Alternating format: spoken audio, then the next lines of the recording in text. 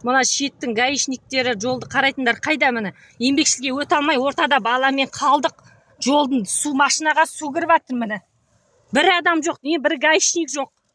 Масқара емес па анау? Еңбекшілге өте алмай тұра. Шеттің әкімі қайда ана жоқ деп, жегіш бәрі қоймай ма ана? Не сұмдық масқара?